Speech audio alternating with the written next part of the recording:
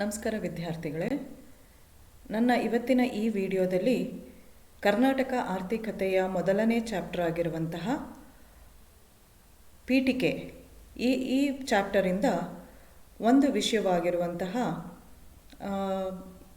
ತ್ವರಿತ ಜನಸಂಖ್ಯಾ ಬೆಳವಣಿಗೆಯಿಂದ ಆಗುವಂತಹ ದುಷ್ಪರಿಣಾಮಗಳ ಬಗ್ಗೆ ಇವತ್ತು ನಾನು ನಿಮಗೆ ತಿಳಿಸ್ಕೊಡ್ತಾ ಇದ್ದೀನಿ. ನನ್ನ ಹಿಂದಿನ ವಿಡಿಯೋಗಳಲ್ಲಿ ನಾನು ಕರ್ನಾಟಕ ರಾಜ್ಯದ ಜನಸಂಖ್ಯಾ ಸಂರಚನೆ ಮತ್ತು ಕರ್ನಾಟಕ ರಾಜ್ಯದಲ್ಲಿ ಜನಸಂಖ್ಯೆ ತೀವ್ರಗತಿಯಲ್ಲಿ ಹೆಚ್ಚಾಗುತ್ತಾ ಇರೋದಕ್ಕೆ ಕಾರಣಗಳನ್ನು ಈಗಾಗಲೇ ನಾನು ತಿಳಿಸ್ಕೊಟ್ಟಿದ್ದೀನಿ. ಇವತ್ತಿನ ದಿನ ಈ ತ್ವರಿತವಾಗಿ ಹೆಚ್ಚಾಗ್ತಿರುವಂತಹ ಜನಸಂಖ್ಯೆಯ ದುಷ್ಪರಿಣಾಮಗಳ ಬಗ್ಗೆ ತಿಳ್ಕೊಳ್ಳೋಣ. Dear students, I'll be explaining to you about the evil effects of rapid growth of population in Karnataka, which is one of the topic in the first chapter of Karnataka Economy. In my previous videos, you have already learnt about the population composition of Karnataka and the causes for increase in population, rapid increase of population in Karnataka. ಯಾವುದೇ ಒಂದು ದೇಶ ಅಥವಾ ರಾಜ್ಯದಲ್ಲಿ ಜನಸಂಖ್ಯೆ ತುಂಬ ತ್ವರಿತಗತಿಯಲ್ಲಿ ಹೆಚ್ಚಾಗ್ತಾ ಇದ್ದರೆ ಅದರಿಂದ ಆಗುವಂತಹ ಅನುಕೂಲಗಳಿಗಿಂತ ಅನಾನುಕೂಲಗಳು ಅಥವಾ ದುಷ್ಪರಿಣಾಮಗಳೇ ಹೆಚ್ಚಾಗಿರೋದು ಸಹಜ. ಕರ್ನಾಟಕದಲ್ಲೂ ಸಹ ಇದೇ ರೀತಿ ದುಷ್ಪರಿಣಾಮಗಳನ್ನು ನಾವು ಹೆಚ್ಚಾಗಿ ಕಾಣ್ತಾ ಇದ್ದೀವಿ. ನಮ್ಮ ಕರ್ನಾಟಕ ರಾಜ್ಯದಲ್ಲಿ ಈಗಾಗಲೇ ನಿಮಗೆ ತಿಳಿಸ್ಕೊಟ್ಟಿರೋಂಗೆ ವಾರ್ಷಿಕವಾಗಿ ಜನಸಂಖ್ಯೆ 2% ದರದಲ್ಲಿ ಹೆಚ್ಚಾಗ್ತಾ ಇದೆ. ಇನ್ನು ದಶಕವಾರು ಜನಸಂಖ್ಯಾ ಹೆಚ್ಚಳವನ್ನು ತಗೊಂಡ್ರೆ ಕಳೆದ ದಶಕ ಅಂದರೆ 2001ರಿಂದ 2011ರ ಜನಗಣತಿಯ ಈ ದಶಕದಲ್ಲಿ ನಮ್ಮ ರಾಜ್ಯದ ಜನಸಂಖ್ಯೆ 15.7% ಪ್ರಮಾಣದಲ್ಲಿ ಹೆಚ್ಚಾಗಿದೆ. ಇದರಿಂದ ಅನೇಕ ದುಷ್ಪರಿಣಾಮಗಳು ಸಂಭವಿಸ್ತಾ ಇದೆ. ಅದ್ಯಾವುದು ಅನ್ನೋದನ್ನು ಈಗ ತಿಳ್ಕೊಳ್ಳೋಣ. Dear students, for that matter, in any country or a state, if population is increasing in an uncontrolled manner and it is an undesired level of population, then it results in many types of evils. And even in Karnataka, the disadvantages of increase in population are seen more in nature. As I have already explained to you in the previous videos, in Karnataka, the annual increase of population is at 2% and the decadal growth of population, that is in the previous decade from 2001 to 2011, the population has increased at a rate of 15.7%. This high growth rate of population has resulted in many evil effects. So let us understand those evil effects. ಮೊದಲನೇದಾಗಿ ಹೆಚ್ಚುತ್ತಾ ಇರುವಂತಹ ಜನಸಂಖ್ಯೆಯಿಂದ ಆಗಿರುವ ಮೊದಲನೇ ದುಷ್ಪರಿಣಾಮ ಅಂದರೆ ನಿರುದ್ಯೋಗದ ಸಮಸ್ಯೆ. ಎಷ್ಟೇ ಉದ್ಯೋಗಗಳನ್ನು ಸೃಷ್ಟಿ ಮಾಡಿದರೂ ಹೆಚ್ಚಾಗುವಂತಹ ಉದ್ಯೋಗಗಳನ್ನೆಲ್ಲ ಹೆಚ್ಚಾಗ್ತಾ ಇರುವಂತಹ ಜನಸಂಖ್ಯೆ ಕಬಳಿಸ್ಬಿಡ್ತಾ ಇದೆ. ಹಾಗಾಗಿ ಹೆಚ್ಚುತ್ತಾ ಇರುವಂತಹ ಜನಸಂಖ್ಯೆಗೆ ಉದ್ಯೋಗಗಳನ್ನು ಒಂದು ಸೂಕ್ತ ಪರಿಣಾಮದಲ್ಲಿ ಒದಗಿಸಿಕೊಡೋದು ಒಂದು ದೊಡ್ಡ ಸವಾಲಿನ ಕೆಲಸ ಅಂತ ಅನ್ನಿಸ್ಕೊಳ್ಳುತ್ತೆ.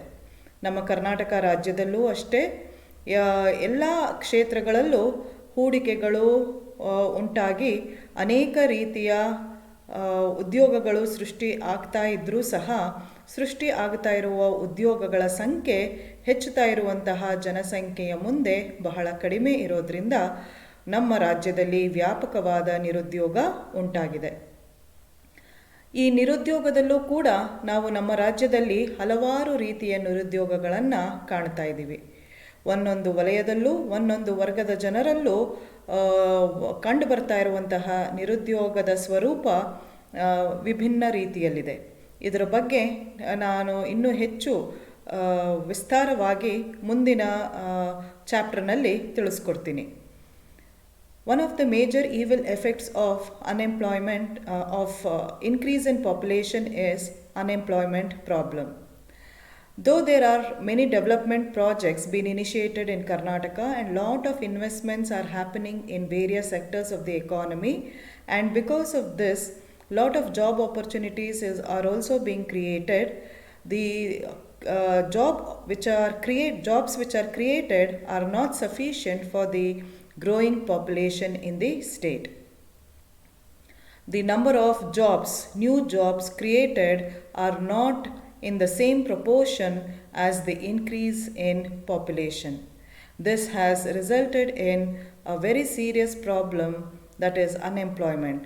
And unemployment is of different types in the state of Karnataka. People in different sectors of the economy and people of different classes are facing different types of unemployment problem. All these different types of unemployment which the people of Karnataka are facing will be explained to you in detail in the coming videos. ಎರಡನೇ ದುಷ್ಪರಿಣಾಮ ಅಂದರೆ ಆಹಾರದ ಕೊರತೆ. ಜನಸಂಖ್ಯೆ ಹೆಚ್ಚುತ್ತಾ ಇರುವಂತಹ ಗತಿಯಲ್ಲಿಯೇ ಆಹಾರ ಉತ್ಪಾದನೆ ನಮ್ಮ ರಾಜ್ಯದಲ್ಲಿ ಉಂಟಾಗ್ತಾ ಇಲ್ಲ. ನಮಗೆ ಸ್ವತಂತ್ರ ಬಂದಂತಹ ಸಂದರ್ಭಕ್ಕೆ ಹೋಲಿಸ್ಕೊಂಡ್ರೆ ಈಗ ನಾವು ಆಹಾರ ಉತ್ಪಾದನೆಯಲ್ಲಿ ಸಾಕಷ್ಟು ಸಾಧನೆಯನ್ನು ಮಾಡಿದ್ದೀವಿ. ಆದರೆ ಈ ಮಾಡಿರುವ ಸಾಧನೆ ಹೆಚ್ಚಾಗ್ತಾ ಇರುವಂತಹ ಜನಸಂಖ್ಯೆಯಿಂದಾಗಿ ಎಲ್ಲವೂ ಕೊಚ್ಚಿ ಹೋಗ್ತಾ ಇದೆ. ಒಬ್ಬ ಪ್ರಸಿದ್ಧ ಅರ್ಥಶಾಸ್ತ್ರಜ್ಞನಾದ ಥಾಮಸ್ ರಾಬರ್ಟ್ ಮಾಲ್ಥಸ್ ಅವರು ಜನಸಂಖ್ಯಾ ಸಿದ್ಧಾಂತದಲ್ಲಿ ಈ ರೀತಿ ಹೇಳ್ತಾರೆ. ಅಂದರೆ ಜನಸಂಖ್ಯೆಯನ್ನು ನಾವು ನಿಯಂತ್ರಿಸದೇ ಹೋದರೆ, ಅದು ಜಾಮಿತಿ ವೇಗದಲ್ಲಿ ಹೆಚ್ಚಾಗ್ತಾ ಹೋದರೆ ಆಹಾರ ಪೂರೈಕೆ ಅಂಕಗಣಿತ ವೇಗದಲ್ಲಿ ಹೆಚ್ಚಾಗುತ್ತೆ ಅಂತ. ಆಹಾರದ ಉತ್ಪಾದನೆ ಮಂದ ಗತಿಯಲ್ಲಿ ಅಂದರೆ ಅಂಕಗಣಿತ ಗತಿಯಲ್ಲಿ ಹೆಚ್ಚಾದರೆ, ಜನಸಂಖ್ಯಾ ಹೆಚ್ಚಳ ತುಂಬ ತೀವ್ರವಾಗಿ ಹೆಚ್ಚಿನ ಗತಿಯಲ್ಲಿ ಜಾಮಿತಿ ವೇಗದಲ್ಲಿ ಹೆಚ್ಚಾಗುತ್ತೆ. ಆಗ ಜನಸಂಖ್ಯೆಯ ಪ್ರಮಾಣ ಮತ್ತು ಆಹಾರದ ಪೂರೈಕೆಯ ಪ್ರಮಾಣದ ನಡುವೆ ಸಾಕಷ್ಟು ಅಂತರ ಉಂಟಾಗಿ ಅದರಿಂದ ಅನೇಕ ರೀತಿಯ ಸಮಸ್ಯೆಗಳು ಎದುರಾಗುತ್ತೆ. ಹಸಿವು, ಸರಿಯಾದ ಪೌಷ್ಟಿಕಾಂಶದ ಇಲ್ಲದೇ ಇರೋದು, ಪೌಷ್ಟಿಕಾಂಶದ ಕೊರತೆ, ಇದರಿಂದಾಗಿ ಅನೇಕ ಆರೋಗ್ಯಗಳ ಸಮಸ್ಯೆ, ದಕ್ಷತೆಯ ಸಮಸ್ಯೆ, ಈ ರೀತಿ ಅನೇಕ ಸಮಸ್ಯೆಗಳು ಇದರಿಂದ ಉಂಟಾಗತ್ತೆ. ನಮ್ಮ ರಾಜ್ಯದಲ್ಲೂ ಕೂಡ ಎಷ್ಟೇ ನಾವು ಆಹಾರ ಉತ್ಪಾದನೆಯನ್ನು ಹೆಚ್ಚಿಸಿದ್ರೂ ಅದು ಹೆಚ್ಚುತ್ತಾ ಇರುವ ಜನಸಂಖ್ಯೆಗೆ ಸಾಲ್ತಾ ಇಲ್ಲ. ಸರ್ಕಾರ ಎಷ್ಟೋ ಸಾರಿ ಆಹಾರ ಸಾಮಗ್ರಿಗಳನ್ನು ಹೊರದೇಶದಿಂದ ಆಮದು ಮಾಡಿಕೊಳ್ಬೇಕಾದಂತಹ ಪರಿಸ್ಥಿತಿಯೂ ಕೂಡ ಒದಗಿ ಬಂದಿದೆ. Another important evil effect of increase in population is scarcity of food. The population is increasing at a faster rate, but the food production is unable to be increased in the same rate. Compared to the time of independence, the state of Karnataka has achieved a remarkable achievement with respect to total food production. There has been a commendable increase in the total food production in the state. But whatever achievement is being made by the state with respect to food production, everything is got washed away by the rapid increase in population. One of the famous classical economists by name Thomas Robert Malthus has warned all the countries through his population theory. He says that if population remains uncontrolled, it increases in a geometric progression, whereas food supply increases in an arithmetic progression. This is a very true statement made by Malthus. Definitely, food production increases at a very slow rate of arithmetic progression, whereas population grows at a very faster rate, that is at the geometric progression. If this happens for a few years, then there would be a big gap between population quantity and quantity of food supply, which is going to lead to many problems like hunger, starvation, malnutrition, undernutrition, diseases, health problems, lack of efficiency, etc. ಇನ್ನೊಂದು ದುಷ್ಪರಿಣಾಮ ಅಂದರೆ ಬಡತನ. ನಿರುದ್ಯೋಗ ಸಮಸ್ಯೆ ಉಂಟಾಗ್ತಾ ಇದೆ ಜನಸಂಖ್ಯಾ ಏರಿಕೆಯಿಂದ ಅಂದರೆ ಸಹಜವಾಗಿಯೇ ಅಲ್ಲಿ ಬಡತನದ ಸಮಸ್ಯೆಯೂ ಕೂಡ ಎದುರಾಗ್ತಾ ಇದೆ.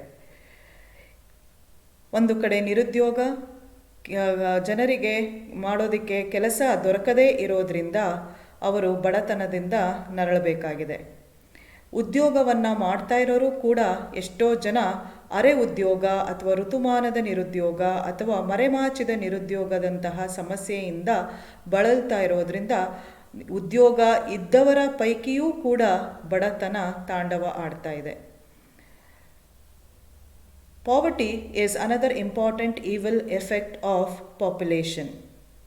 Since there is unemployment resulting from rapid increase of population, naturally problem of poverty also arises. Unemployed people will be automatically leading a poor life. But even those people who are employed, many of them are underemployed or facing the problem of disguised unemployment or seasonal unemployment. Though they have a job to work, because of their very low wages and they are working below their capacity, many of them are also suffering from poverty. ಮತ್ತೊಂದು ದುಷ್ಪರಿಣಾಮ ಅಂದರೆ ಸಾಮಾಜಿಕ ವೆಚ್ಚದಲ್ಲಿ ಏರಿಕೆ. ಹೆಚ್ಚುತ್ತಾ ಇರುವಂತಹ ಜನಸಂಖ್ಯೆಗೆ ಎಷ್ಟೇ ಪ್ರಮಾಣದಲ್ಲಿ ಸಾಮಾಜಿಕ ಮೌಲ್ಯೋತ್ಪಾದಕಗಳನ್ನು ಪೂರೈಸಿದ್ರೂ ಕೂಡ ಸಾಕಾಗ್ತಾ ಇಲ್ಲ. ಸಾಮಾಜಿಕ ಮೌಲ್ಯೋತ್ಪಾದಕಗಳು ಅಂದರೆ ಸಮಾಜದಲ್ಲಿ ವಾಸಿಸುತ್ತಿರುವಂತಹ ಜನಕ್ಕೆ ಅವಶ್ಯಕವಾಗಿ ಬೇಕಾಗಿರುವಂತಹ ಮೂಲಭೂತ ಸೌಲಭ್ಯಗಳು. ಉದಾಹರಣೆಗೆ ಶಿಕ್ಷಣ, ಆರೋಗ್ಯ, ಕುಡಿಯುವ ನೀರು, ವಸತಿ, ನೈರ್ಮಲ್ಯ ಇತ್ಯಾದಿ. ಜನಸಂಖ್ಯೆ ಹೆಚ್ಚಾಗ್ತಾ ಇರೋದ್ರಿಂದ ಸರ್ಕಾರ ಸಾಮಾಜಿಕ ಮೌಲ್ಯೋತ್ಪಾದಕಗಳ ಮೇಲೆ ಹೆಚ್ಚು ವೆಚ್ಚವನ್ನು ಮಾಡಬೇಕಾಗಿದೆ. ಇದು ರಾಜ್ಯ ಸರ್ಕಾರದ ಬೊಕ್ಕಸಕ್ಕೆ ತುಂಬ ಹೊರೆಯನ್ನು ಉಂಟು ಮಾಡ್ತಾ ಇದೆ.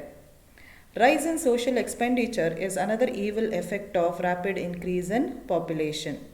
Since the population is increasing at an alarming rate, the government is forced to spend more and more of amount on creating social overheads. Social overheads are the basic facilities which are required for the people to lead a decent living in the society. The examples for social overheads are facilities like education, health, drinking water, housing, sanitation, etc. So there is a never-ending demand for these social overheads due to an increase in population. Hence, the social expenditure from the government is ever increasing and it is resulting as a burden to the treasury of the state government. ಮತ್ತೊಂದು ದುಷ್ಪರಿಣಾಮ ಅಂದರೆ ಕೃಷಿಯ ಮೇಲೆ ಅಧಿಕ ಒತ್ತಡ. ಮಕ್ಕಳೇ, ನಿಮಗೆಲ್ಲ ಗೊತ್ತಿರೋ ಹಾಗೆ ಭಾರತದಲ್ಲಿ ಇರುವ ಹಾಗೆ ಕರ್ನಾಟಕದಲ್ಲೂ ಕೂಡ ನಮ್ಮ ಹೆಚ್ಚಿನ ಜನಸಂಖ್ಯೆ ಕೃಷಿಯನ್ನೇ ತನ್ನ ಕಸುಬನ್ನಾಗಿ ಆಯ್ಕೆ ಮಾಡಿಕೊಂಡಿದೆ. ಹೆಚ್ಚಿನ ಜನ ಪ್ರತ್ಯಕ್ಷವಾಗಿ ಮತ್ತು ಪರೋಕ್ಷವಾಗಿ ಕೃಷಿಯನ್ನೇ ಅವಲಂಬಿಸಿದ್ದಾರೆ. ಆದರೆ ಕೃಷಿಯ ಭೂಮಿ ಅಥವಾ ಸಾಗುವಳಿಗೆ ಇರುವಂತಹ ಭೂಮಿ ಸೀಮಿತವಾಗಿದೆ. ಒಂದು ಕಡೆ ಸೀಮಿತವಾಗಿರುವಂತಹ ಕೃಷಿ ಭೂಮಿ, ಇನ್ನೊಂದು ಕಡೆ ತೀವ್ರ ಪ್ರಮಾಣದಲ್ಲಿ ಹೆಚ್ಚಾಗ್ತಾ ಇರುವಂತಹ ಜನಸಂಖ್ಯೆಯಿಂದಾಗಿ ಕೃಷಿಯ ಮೇಲೆ ಅಂದರೆ ಕೃಷಿಯ ಭೂಮಿಯ ಮೇಲೆ ಒತ್ತಡ ದಿನೇ ದಿನೇ ಹೆಚ್ಚಾಗ್ತಾ ಇದೆ. ಅಂದರೆ ಲಭ್ಯವಿರುವ ಸೀಮಿತ ಕೃಷಿ ಭೂಮಿಯ ಮೇಲೆ ಹೆಚ್ಚು ಜನ ಕೆಲಸ ಮಾಡ್ತಾ ಇದ್ದಾರೆ. ಅವಶ್ಯಕತೆಗಿಂತ ಹೆಚ್ಚು ಜನ ಕೃಷಿಯನ್ನು ಅವಲಂಬಿಸಿರೋದ್ರಿಂದ ಅಥವಾ ಅವಶ್ಯಕತೆಗಿಂತ ಹೆಚ್ಚು ಜನ ಒಂದು ಕೃಷಿಯ ಭೂಮಿಯ ಮೇಲೆ ಕೆಲಸ ಮಾಡ್ತಾ ಇರೋದ್ರಿಂದ ಮರೆಮಾಚಿದ ನಿರುದ್ಯೋಗದ ಸಮಸ್ಯೆ ಗ್ರಾಮೀಣ ಪ್ರದೇಶಗಳಲ್ಲಿ ಹೆಚ್ಚಾಗಿ ಕಂಡುಬರ್ತಾ ಇದೆ. ಕೃಷಿಯ ಮೇಲೆ ಉಂಟಾಗ್ತಾ ಇರುವ ಅಧಿಕ ಒತ್ತಡದಿಂದ ಕೃಷಿ ಭೂಮಿಯ ಪಾಲುದಾರಿಕೆ, ವಿಭಜನೆ ಇವುಗಳು ಕೂಡ ಸಾಕಷ್ಟು ಪ್ರಮಾಣದಲ್ಲಿ ಉಂಟಾಗಿ ಎಷ್ಟೋ ಈ ಬದುಗಳನ್ನು ಭೂಮಿಯ ನಡುವೆ ವಿಭಜನೆ ನಡೆದಾಗ ಅಲ್ಲಿ ನಿರ್ಮಿಸುವಂತಹ ಬದುಗಳಿಂದ ಎಷ್ಟೋ ಫಲವತ್ತತೆಯ ಭೂಮಿ ಹಾಳಾಗ್ತಾ ಇರೋದು ಕಂಡುಬರ್ತಾ ಇದೆ. Heavy pressure on agriculture is another evil effect of increase in population. As you all know, students, not only in India but also in Karnataka, majority of the working population is dependent on agriculture for their livelihood. But as population is increasing, the pressure on agriculture is also increasing because agricultural land is fixed in supply. We cannot increase the supply of agricultural land. But on the other hand, since population is increasing at a rapid rate, the number of people depending on agriculture is increasing year by year. This has led to heavy pressure on agriculture. Due to this heavy pressure, the lands are getting fragmented and divided between people. When the bunds are constructed between the divided and fragmented land, much of the fertile land is getting wasted. And not only that, when more people are working on agricultural land than what is required, it has resulted in a serious problem of disguised unemployment. ಮುಂದಿನ ಒಂದು ದುಷ್ಪರಿಣಾಮ ಅಂದರೆ ಸಾಮಾಜಿಕ ಅಶಾಂತಿ. ಈ ಜನಸಂಖ್ಯೆ ತುಂಬ ತೀವ್ರಗತಿಯಿಂದ ಹೆಚ್ಚಾಗ್ತಾ ಇರೋದ್ರಿಂದ ನಮ್ಮ ಸಮಾಜದಲ್ಲಿ ಸಾಕಷ್ಟು ಅಶಾಂತಿ ಉಂಟಾಗ್ತಾ ಇದೆ ಅಂತ ಹೇಳ್ಬೋದು. ಒಂದು ಕಡೆ ಹೆಚ್ಚುತ್ತಾ ಇರುವಂತಹ ಜನಸಂಖ್ಯೆಯಿಂದ ನಿರುದ್ಯೋಗದ ಸಮಸ್ಯೆಗಳು ತೀವ್ರವಾಗಿರೋದ್ರಿಂದ ಈ ನಿರುದ್ಯೋಗವನ್ನು ಅನುಭವಿಸ್ತಾ ಇರುವಂತಹ ಜನ ಬಹಳ ಸುಲಭವಾಗಿ ಸಮಾಜಘಾತುಕ ಶಕ್ತಿಗಳಿಗೆ ಬಲಿಯಾಗಿ ಸಮಾಜಕ್ಕೆ ವಿರುದ್ಧವಾದಂತಹ ಕಾನೂನಿಗೆ ವಿರುದ್ಧವಾದಂತಹ ಕೆಲಸಗಳಲ್ಲಿ ತೊಡಗಿದ್ದಾರೆ. ಇದರಿಂದ ಕೂಡ ಸಾಮಾಜಿಕ ಅಶಾಂತಿ ಬಹಳಷ್ಟು ಪರಿಣಮಿಸ್ತಾ ಇದೆ. ಇನ್ನು ಜನಸಂಖ್ಯೆ ತುಂಬ ಹೆಚ್ಚಿನ ಪ್ರಮಾಣದಲ್ಲಿ ಹೆಚ್ಚಾಗ್ತಾ ಇರೋದ್ರಿಂದ ಕಾನೂನು ಮತ್ತು ಶಿಸ್ತು ಪಾಲನೆ ಕೂಡ ಒಂದು ದೊಡ್ಡ ಸವಾಲಿನ ಕೆಲಸವಾಗಿದೆ. ಇಷ್ಟೊಂದು ಜನಸಂಖ್ಯೆಯನ್ನು ನಿಯಂತ್ರಿಸೋದಕ್ಕೆ ಇರುವಂತಹ ಕಾನೂನು ಮತ್ತು ಶಿಸ್ತು ಮತ್ತು ಶಾಂತಿ ಪಾಲನಾ ವ್ಯವಸ್ಥೆಗಳು ಸಾಕಾಗದೆ ಒಂದು ರೀತಿಯ ಅಶಾಂತಿ ಸಮಾಜದಲ್ಲಿ ತಲೆದೋರಿದೆ. Social unrest is another important evil effect of increase in population.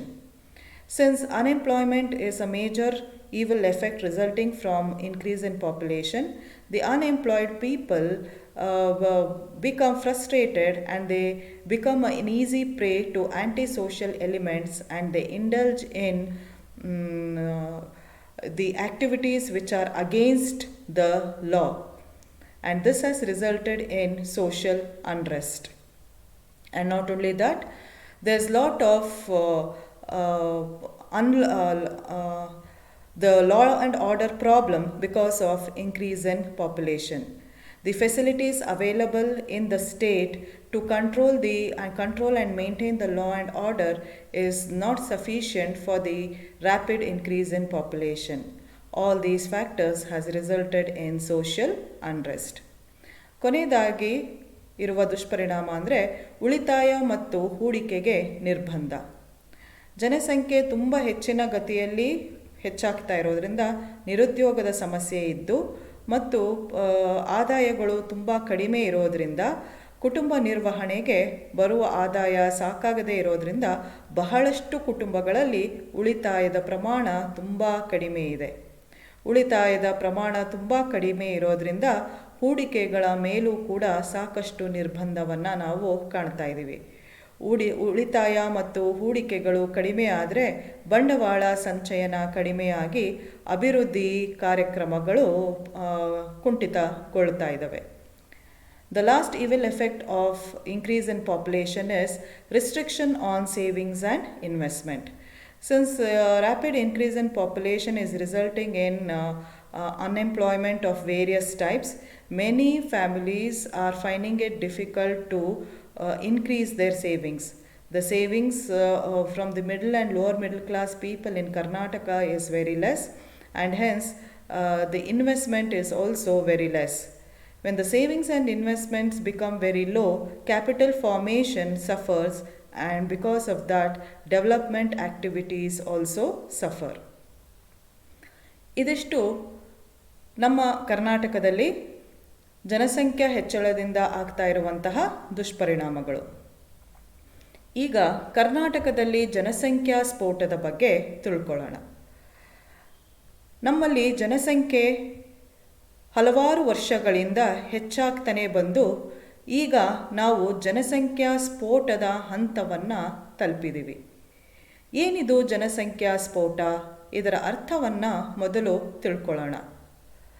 ಜನಸಂಖ್ಯೆಯು ಅನಿಯಂತ್ರಿತವಾಗಿ ಬೆಳೀತಾ ಇದ್ದು, ಇನ್ನೊಂದು ಕಡೆ ರಾಜ್ಯದಲ್ಲಿ ಲಭ್ಯವಿರುವಂತಹ ಸಂಪನ್ಮೂಲಗಳು ವೇಗವಾಗಿ ಕ್ಷೀಣಿಸ್ತಾ ಇರುವಂತಹ ಪರಿಸ್ಥಿತಿ ಕಂಡು ಬಂದರೆ ಅದನ್ನು ಜನಸಂಖ್ಯಾ ಸ್ಫೋಟ ಅಂತ ಕರೆಯಲಾಗುತ್ತೆ. ಅಂದರೆ ಹೆಚ್ಚುತ್ತಾ ಇರುವಂತಹ ಜನಸಂಖ್ಯೆ ಆರ್ಥಿಕತೆಗೆ ಅಥವಾ ಸಮಾಜಕ್ಕೆ ಅಥವಾ ಆ ಒಂದು ರಾಜ್ಯಕ್ಕೆ ಅನುಕೂಲಕಾರಿ ಪರಿಣಾಮಗಳನ್ನು ಉಂಟು ಮಾಡ್ತಾ ಇದ್ದರೆ ಅದನ್ನು ನಾವು ಜನಸಂಖ್ಯಾ ಸ್ಫೋಟ ಅಂತ ಕರೆಯೋದಿಲ್ಲ. ಬದಲಿಗೆ ಹೆಚ್ಚುತ್ತಾ ಇರುವಂತಹ ಜನಸಂಖ್ಯೆ ಅನಗತ್ಯವಾಗಿದ್ದು ಅದರಿಂದ ಸಮಸ್ಯೆಗಳೇ ಹೆಚ್ಚಾಗಿ ಪರಿಣಮಿಸುತ್ತಿದ್ದು, ಅದರ ಜೊತೆಗೆ ರಾಜ್ಯದಲ್ಲಿ ಲಭ್ಯವಿರುವಂತಹ ಸಂಪನ್ಮೂಲಗಳು ತುಂಬ ಬೇಗನೆ ಕ್ಷೀಣಿಸ್ತಾ ಉತ್ಪಾದನೆಯ ಮೇಲೆ ದುಷ್ಪರಿಣಾಮವನ್ನು ಬೀರುತ್ತಾ ಇದ್ದರೆ ಆ ಜನಸಂಖ್ಯಾ ಹೆಚ್ಚಳವನ್ನು ಜನಸಂಖ್ಯಾ ಸ್ಫೋಟ ಅಂತ ಕರೆಯಲಾಗುತ್ತೆ. ಈ ಜನಸಂಖ್ಯಾ ಸ್ಫೋಟದಿಂದ ಕೂಡ ಅನೇಕ ದುಷ್ಪರಿಣಾಮಗಳು ಉಂಟಾಗುತ್ತೆ. ಮುಖ್ಯವಾಗಿ ಜನರ ಜೀವನ ಮಟ್ಟ ಕುಂಠಿತಗೊಳ್ಳುತ್ತೆ. Now let us understand about the population explosion in Karnataka. In Karnataka, we have seen that population is continuously increasing from many years, and now we have reached a stage of population explosion.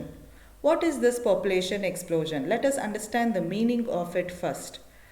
Uncontrolled growth of population on one hand and fast depletion of resources on the other hand is called as population explosion. If the increase in population is resulting in advantages or benefits to the region or to the state, then that increase in population is not called as population explosion. If increase in population is unwanted, undesirable to the state or a country, and due to this increase in population, many types of problems are it is leading to many types of problems and shortage of resources, and the resources available are getting depleted very fast, then this situation is called as population explosion. Population explosion results in the deterioration of standard of living of the people in that particular region. ನಾನಾಗಲೇ ಹೇಳ್ದಂಗೆ ಕರ್ನಾಟಕ ರಾಜ್ಯ ಈ ಜನಸಂಖ್ಯಾ ಸ್ಫೋಟದ ಸ್ಥಿತಿಯನ್ನು ತಲುಪಿ ಆಗಿದೆ.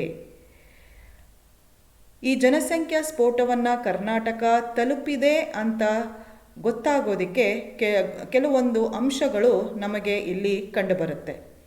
ಈ ಅಂಶಗಳಿಂದ ನಾವು ಈ ಜನಸಂಖ್ಯಾ ಸ್ಫೋಟದ ಸ್ಥಿತಿಯನ್ನು ಕರ್ನಾಟಕ ತಲುಪಿದೆ ಅನ್ನೋದನ್ನು ಸಾಬೀತುಪಡಿಸಬಹುದಾಗಿದೆ.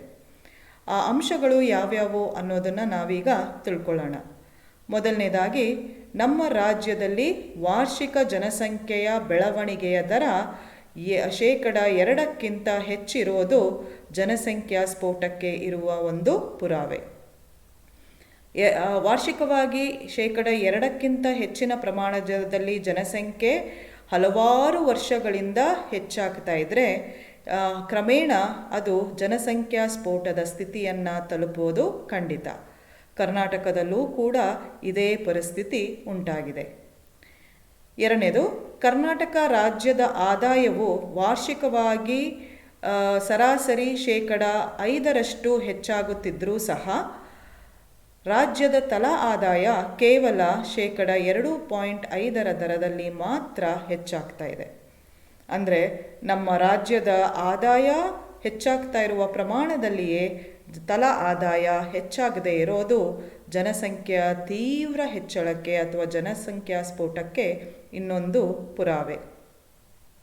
ಮೂರನೇದು, ಆಹಾರದ ಕೊರತೆ, ನಿರುದ್ಯೋಗ, ವಸತಿ ಸೌಲಭ್ಯ ಮತ್ತು ವೈದ್ಯಕೀಯ ಸೌಲಭ್ಯಗಳ ಕೊರತೆ, ಕಳಪೆ ಜೀವನ ಮಟ್ಟ, ಈ ಅನೇಕ ಸಮಸ್ಯೆಗಳು ಕಂಡು ಬರ್ತಾ ಇರೋದು ಜನಸಂಖ್ಯಾ ಸ್ಫೋಟಕ್ಕೆ ಇರುವಂತಹ ಇನ್ನೊಂದು ಪುರಾವೆ. ಮತ್ತೊಂದು ಅಂಶ ಅಂದರೆ, ನಮ್ಮ ರಾಜ್ಯದಲ್ಲಿ ಅನೇಕ ನೈಸರ್ಗಿಕ ಸಂಪನ್ಮೂಲಗಳು ವೇಗವಾಗಿ ಕಡಿಮೆ ಆಗ್ತಾ ಇದೆ. ಅದಿರು ಸಂಪನ್ಮೂಲ ಆಗಿರ್ಬೋದು, ಕಾಡು ಸಂಪನ್ಮೂಲ ಆಗಿರ್ಬೋದು, ಪ್ರಾಣಿಗಳ ಸಂಪನ್ಮೂಲ, ಸಸ್ಯ ಸಂಪನ್ಮೂಲ ಆಗಿರ್ಬೋದು, ಅನೇಕ ಪ್ರಕಾರಗಳ ನೈಸರ್ಗಿಕ ಸಂಪನ್ಮೂಲ ಏನು ಲಭ್ಯ ಇದೆ ನಮ್ಮ ರಾಜ್ಯದಲ್ಲಿ, ಇವೆಲ್ಲ ಸಂಪನ್ಮೂಲಗಳು ಈ ಜನಸಂಖ್ಯಾ ಸ್ಫೋಟದಿಂದಾಗಿ ಅಥವಾ ತೀವ್ರ ಗತಿಯ ಹೆಚ್ಚಳದಿಂದಾಗಿ ತುಂಬ ವೇಗಗತಿಯಲ್ಲಿ ಬರಿದಾಗ್ತಾ ಇರೋದನ್ನು ನಾವು ಕಾಣ್ತಾ ಇದ್ದೀವಿ. ಕೊನೆಯದಾಗಿ ಬಡತನ ರೇಖೆಗಿಂತ ಕೆಳಗಿರುವಂತಹ ದೊಡ್ಡ ಜನಸಂಖ್ಯೆಯ ಅಸ್ತಿತ್ವ.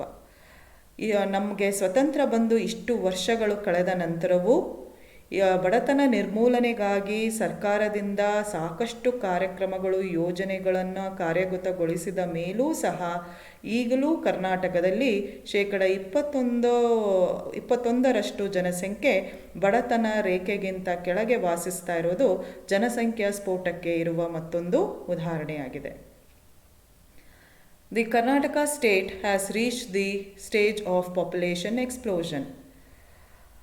This can be explained or this can be proved by certain points.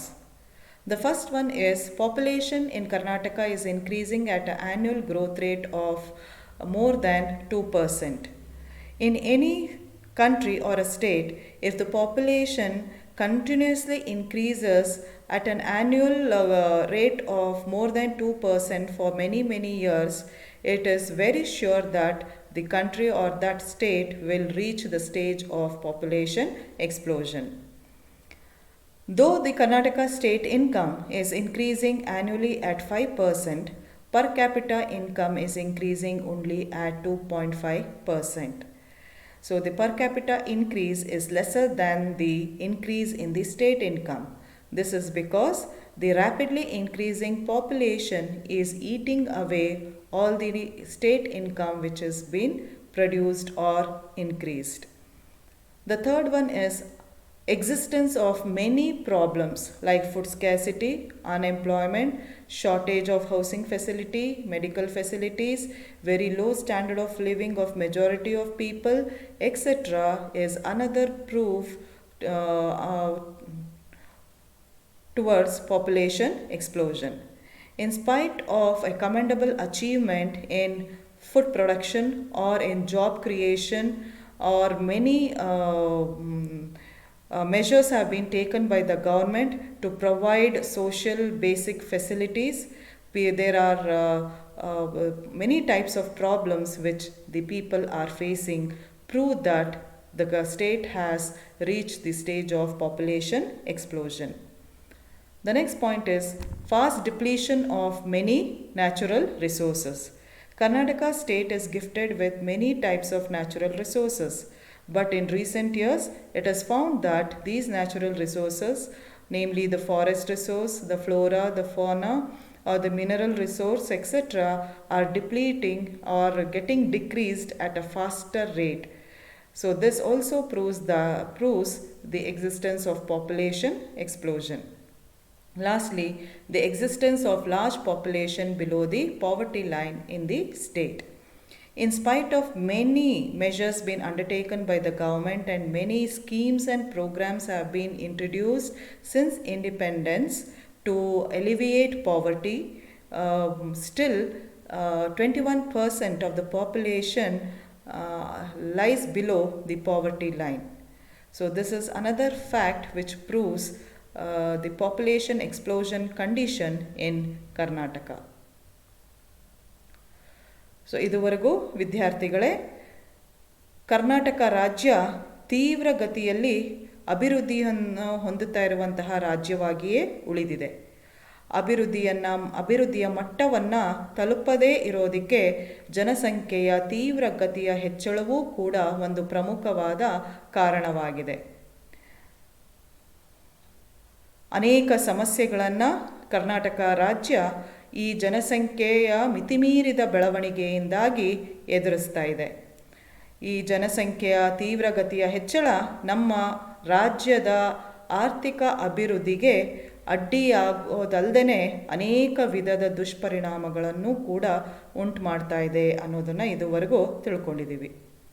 So students, Karnataka is a fast developing state. It is still remained in a developing state mainly because of its high growth rate in population.